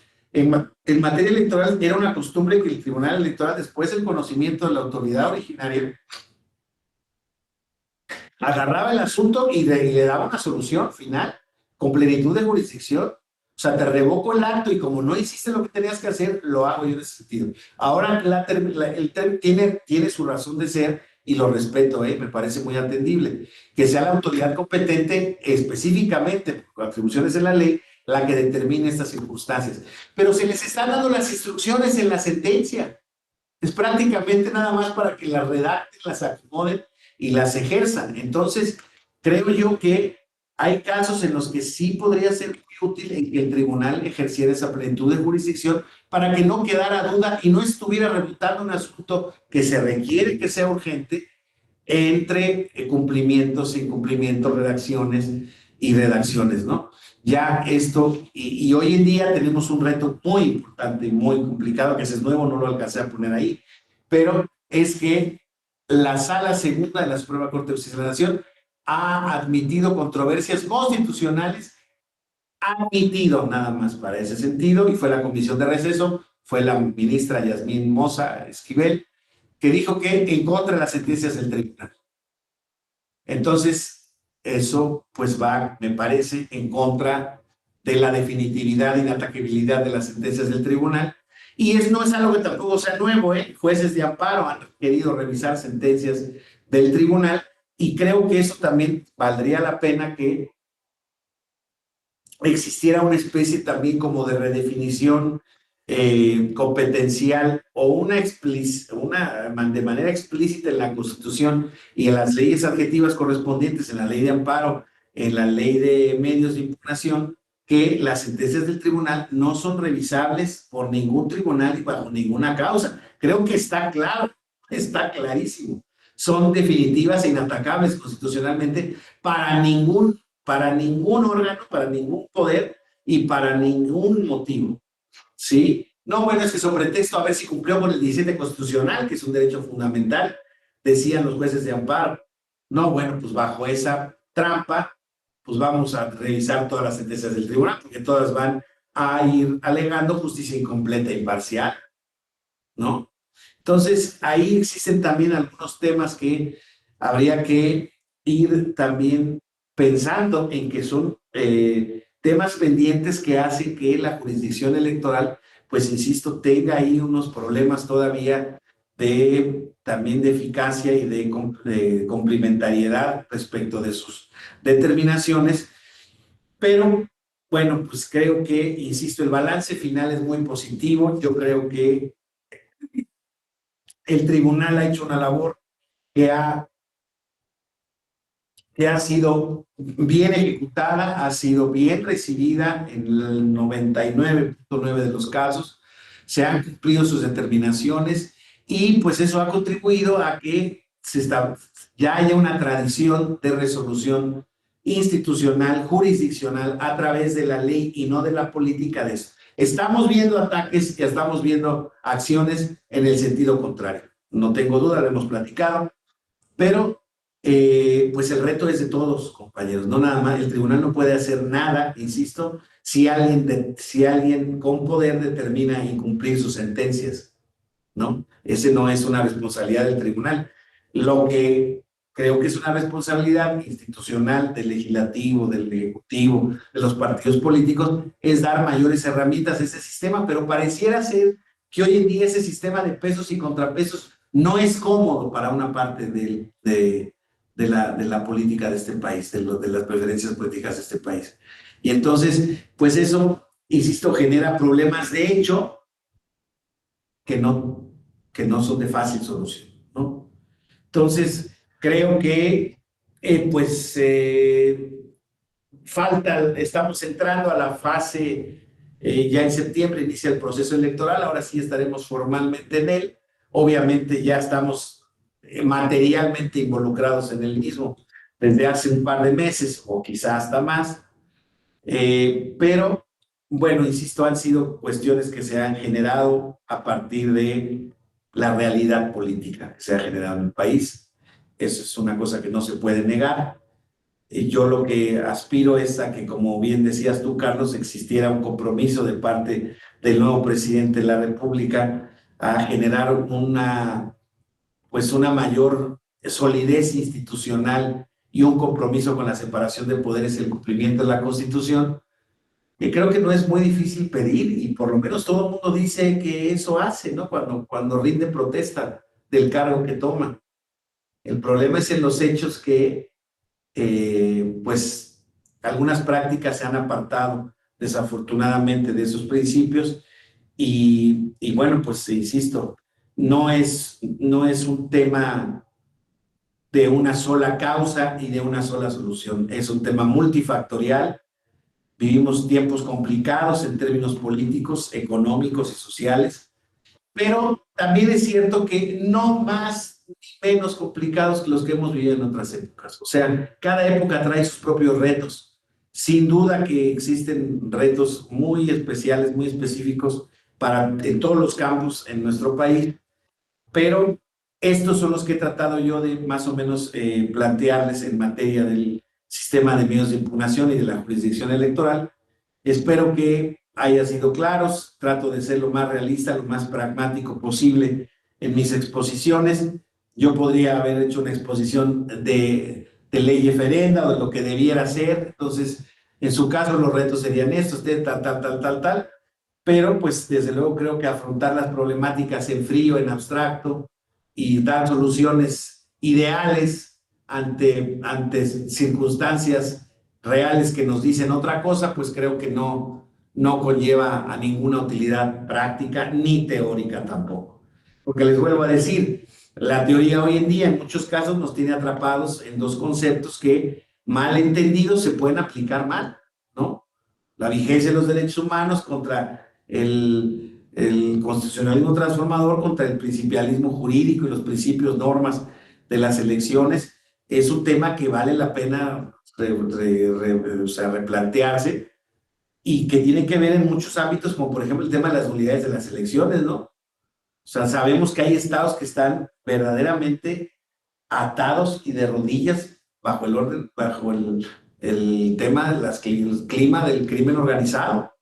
Michoacán es un estado sin discusión muy metido en ese tema y la anterior resolución de gobernador de esa entidad pues puso el dedo en la llaga, ¿no? 4 municipios claramente anulados, pero claro, implicaban un distrito de 25, en consecuencia pues eso no da, pues sí, pero al final del camino, si tú te vas a estudiar un poco más el contexto de la entidad, dices, pudiera ser otro tema. Un contrasentido o una argumentación en contrario en ese sentido puede ser aquella que diga, oye, bueno, anulas una elección y entonces le das carta blanca justamente al crimen organizado para que haga irregularidades y en todos los demás territorios te anulen las elecciones. No es una decisión tampoco fácil, ¿eh? No es una decisión fácil. El magistrado de la Mata habla mucho del elefante blanco que tenemos en la habitación, que es el crimen organizado de las elecciones, pero yo creo que en la medida en la que eso verdaderamente no se transforme en una violencia generalizada, en un auténtico trastocamiento del acto sagrado de las elecciones, de ir a votar del ciudadano, porque hemos visto las elecciones recientes se llevaron a cabo pues, con total tranquilidad, con regularidad, como se han llevado a cabo en los últimos 30 años, 25 años. Se han llevado con tranquilidad, de verdad que no ha habido problemas mayores. Claro, el problema mayor del 2006, muy complejo, muy difícil, ¿no? Paradigmático, y es el que de alguna manera nos regresó todo lo que traíamos avanzado. Pero yo creo que pronto vamos a poder superar ese fantasma, y bueno, todo depende un poco del éxito que tenga este proceso electoral y de la actitud cívica que adopten los responsables del mismo, no los que organizan y califican las elecciones ni las juzgan, sino de los que son actores de las mismas, que tienen que tener un compromiso, insisto, un compromiso ético con ese actuar, un compromiso ético, y no nos queda más que esperar que lo honren, ¿no? Porque de ellos, solamente de ellos depende ese actuar. Les decía yo que al final del camino, pues el tribunal puede ordenar algo, puede tener algunas ideas, pero los hechos lo pueden rebasar, y pueden rebasar no tan solo al tribunal, sino a cualquier orden jurídico y jurisdiccional que se tenga, ¿no? Insisto, es un fenómeno que no es exclusivo de nosotros. Ya ven ahora, por ejemplo, en el caso de El Salvador, y con esto cierro, ¿no? El presidente de la nación tiene un 90 y tantos % de aprobación. Me imagino que entre los que encuestan, haciendo una purga total del sistema penal, haciendo unas racias auténticas de, pues, lo que se dice pandilleros, etcétera, etcétera, una persona que tenía prohibido reelegirse y parece que ya se va a reelegir, que ha nombrado, o sea, pues de regímenes auténticamente populistas, pero ya autoritarios y encaminándose a lo totalitario. No será el primer ejemplo tampoco que hemos visto, que veremos. Eso pasa, la historia es cíclica. ¿Y quién iba a decir que después de la Primera Guerra Mundial iba a surgir este movimiento tan importante? Y claro, nos hacen ver el tema de Alemania. Ayer estaba lloviendo. ¿Saben cuántos? Está lamentable, el genocidio judío, el holocausto, 10 millones de judíos están contados. ¿Saben cuántos rusos fueron muertos en el régimen de Stalin? Más de 30 millones. Y de eso no se nos dice mucho. Y fueron regímenes totalitarios absolutamente, ¿no? Hace poquito que estuvieron vigentes. Y uno se supone que venía derivado de un sistema imperial zarista. Entonces, hay retos muy importantes a nuestro régimen democrático, pero insisto, el reto es de todos. Yo eso es lo que digo y sostengo, no es el reto. Sí, claro, todos tenemos la necesidad de contribuir y las instituciones con mayor fuerza y empuje y claridad, ¿no? No hay duda. Pero las autoridades, todas, y los funcionarios que son públicos, todos. Eh, y bueno, en tanto no se asuman esos compromisos y no se cumplan, pues estaremos bailando en este famoso proceso de consolidación democrática, si no es que de retroceso. Esperemos que todo sea para adelante, nada para atrás. Bueno, pues no tenía nada más que decirles en este cierre, compañeros. Si alguien quiere platicar, por favor, pues todavía estamos en tiempo, el horario. Si alguien quiere decir algo, alguna reflexión, es clase final. Digan lo que piensan, pueden decir lo que opinen, que yo estoy loco o que están en contra de alguna cosa que he dicho, lo cual desde luego que respetaré, muy probablemente no celebraré, pero respetaré plenamente. Vamos, Eusebio, por favor. Sí, buenas tardes, doctor. Pues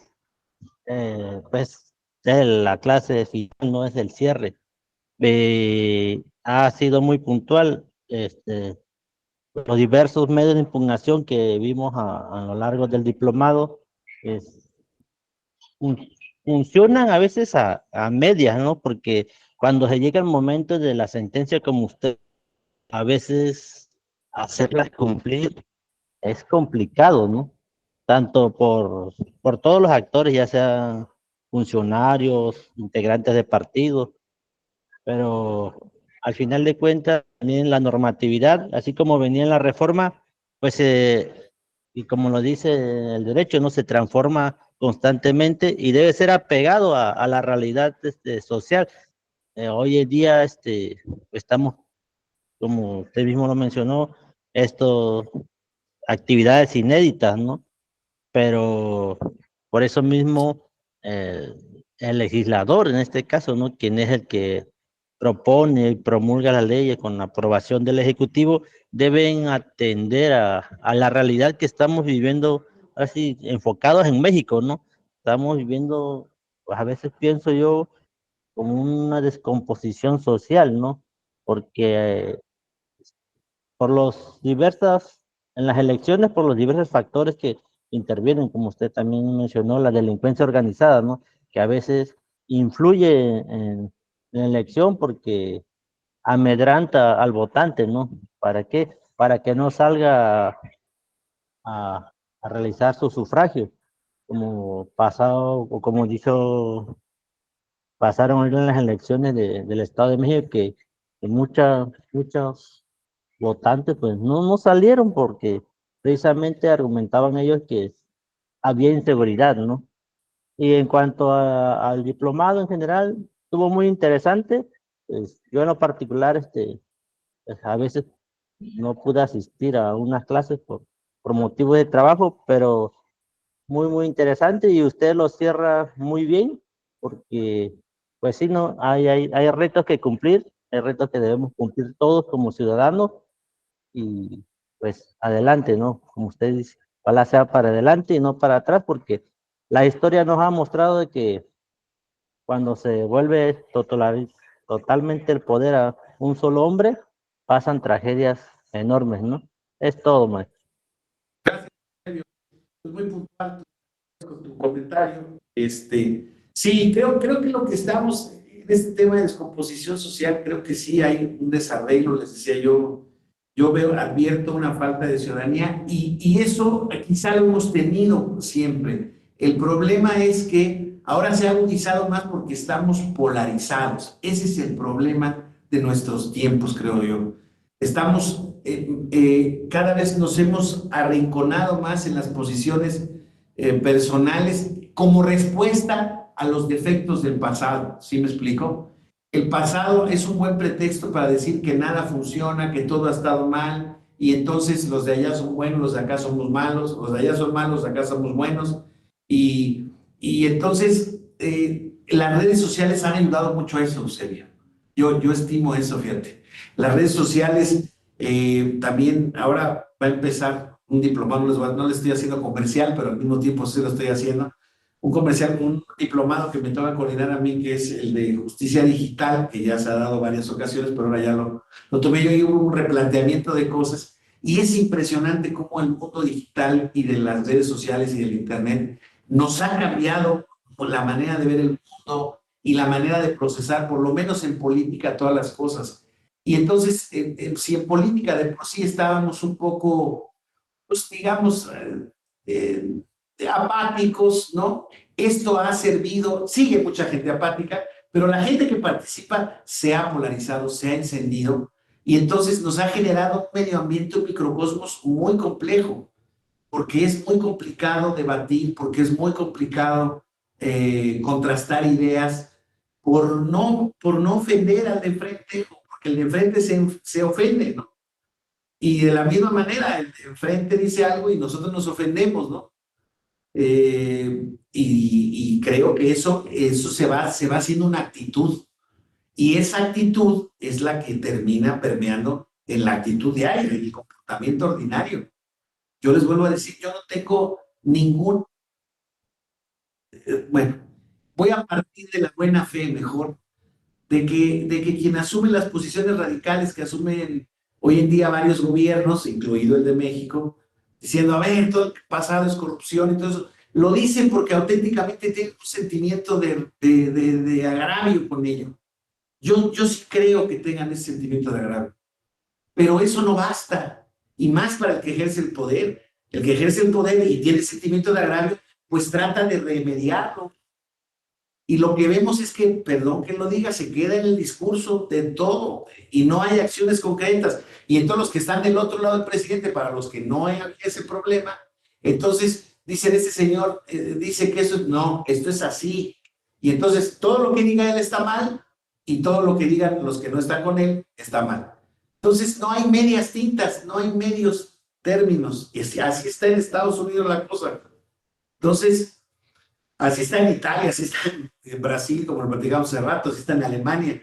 Entonces, eso es lo que creo que ha pasado mucho, que los medios tecnológicos de comunicación nos han impuesto códigos de polarización y entonces esa división es muy difícil de cambiar y entonces asumir compromisos es solamente si queda el que gana, si gana el que yo quiero, si queda el que dice lo que yo pienso, o si gana el que yo apoyo, porque lo que dice me va bien.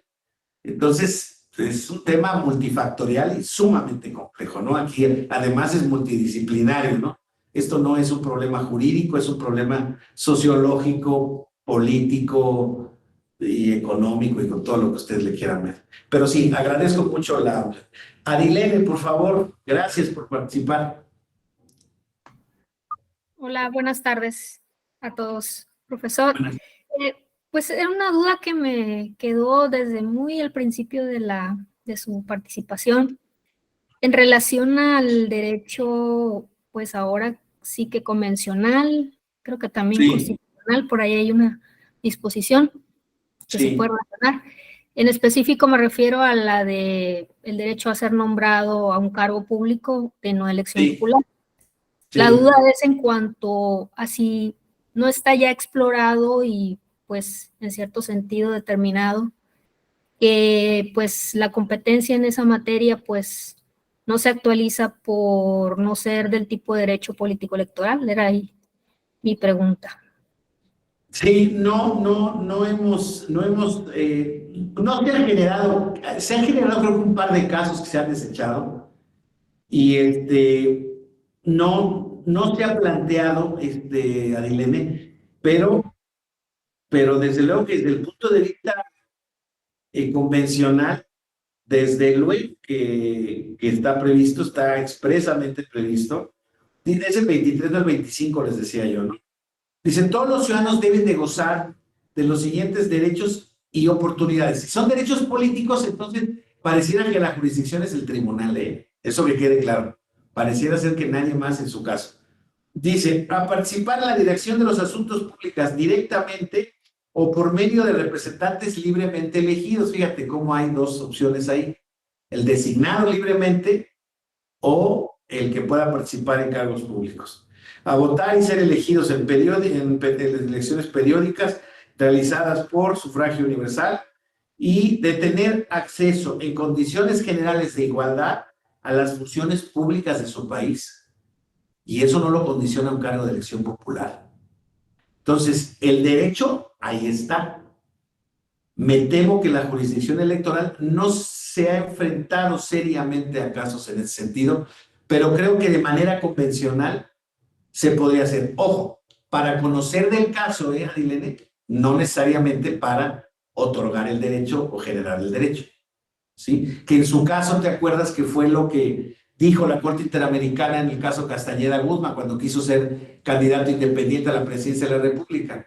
Le dijo, no te reconozco el derecho de que te den la candidatura independiente, sino el problema es que te den un medio idóneo jurisdiccional, porque aquí en México no lo tuvo, el amparo no jaló, el JDC que promovió tampoco lo concedió, porque no había un reconocimiento constitucional que te pueda generar una respuesta a ese tema, ¿no? Entonces, pareciera ser que la Corte no quiso decir, en la matriz del derecho sí está, porque incluso en la sentencia ahí, por ejemplo, dijo que los partidos políticos, que no era inconvencional que hubiera un sistema de acceso al poder exclusivamente por los partidos políticos. Ahora, en el caso del derecho, sí está el derecho convencionalmente hablado de poder pelear en la jurisdicción, o sea, que se te reconozca el derecho a formar parte de alguna función pública o de órgano de dirección que no sea elección popular. El caso que les ponía yo tengo derecho a ser director jurídico de esta tal, porque cumplo los requisitos, etcétera, etcétera, etcétera. Quizá para hacer mejor el caso, ¿no? Hubo un concurso público o hubo una selección. Lo que pasa es que aquí, como ese tipo de designaciones son de confianza y si forman parte de las atribuciones de quien ejerce ese poder público, ahí estaría esa tensión, ¿no? Entre el derecho del funcionario a elegir a los suyos o el derecho del ciudadano a acceder a esos cargos. Está interesante, es virgen el asunto. Pero creo que la jurisdicción creo que el derecho está configurado, pues. Falta jurisdicción. No sé si contesté tu pregunta. Bueno, si a usted le tocara, digamos, un caso así, ¿aceptaría la competencia? Es una buena pregunta. Ni modo, pues tengo que actuar académicamente. Sí, yo creo que sí la aceptaría. Sí la tendría que aceptar, pero tendría que ver el caso, Adilene. O sea, a lo que voy es, el caso no puede venir planteado así de manera abstracta. Yo tengo derecho a hacer esto, ¿no? Como no lo puede en ningún otro derecho, ¿no? Entonces, habría que ver el caso, como si el caso tuviera méritos, o sea, hubiera pruebas, hubiera hechos controvertidos. Yo creo que sí. Yo creo que la jurisdicción sí. Ya habría en su caso a lo mejor que ponderar si le asiste el derecho o no a la persona. Pero, insisto, el derecho que está, no está condicionado a cargo público, o sea, convencional. Yo no tengo dudas. No tengo dudas. Perdón, creo que te cortaste y no se escuchó lo último, Noé. Perdón, gracias, Caro. ¿Me oyen ahorita? ¿Sí me escuchan? Sí. ¿Sí? Ok, decía yo, se cortó, me decía mi compañera Caro, que me está haciendo el favor de apoyarme en la transmisión, que para mí no hay duda de que sí existe el derecho configurado convencionalmente. Y si me preguntas si es de aceptarse la jurisdicción, yo creo que sí se debiera aceptar. O sea, yo la aceptaría. Qué fácil. Si alguna vez llegara a ser magistrado, ahí estarás para reclamármelo, si es que fuera el caso. ¿Alguien más? Pues si nadie más, les agradezco mucho. Somos poquitos, pero poquitos somos muchos también. Les agradezco mucho su atención, su participación y desde luego su interés en esta materia. Los felicito por haber concluido el diplomado. Muchos de ustedes ya tienen más de uno, están cursando otros. Les deseo mucha suerte en todos y bueno, muy probablemente, dado su interés persistente en la materia, nos veremos en algún otro diplomado por ahí. Me da mucho gusto saludarlos y de verdad de manera muy afectuosa. Gracias, Caro, por el apoyo. A la orden. Y gusto. que tengan excelente tarde. Muchísimas gracias. Hasta Muchas luego. gracias, doctor. Gracias. Gracias. Saludos a todos. Saludos Gracias. a Dilene y demás compañeros. Mucho gusto.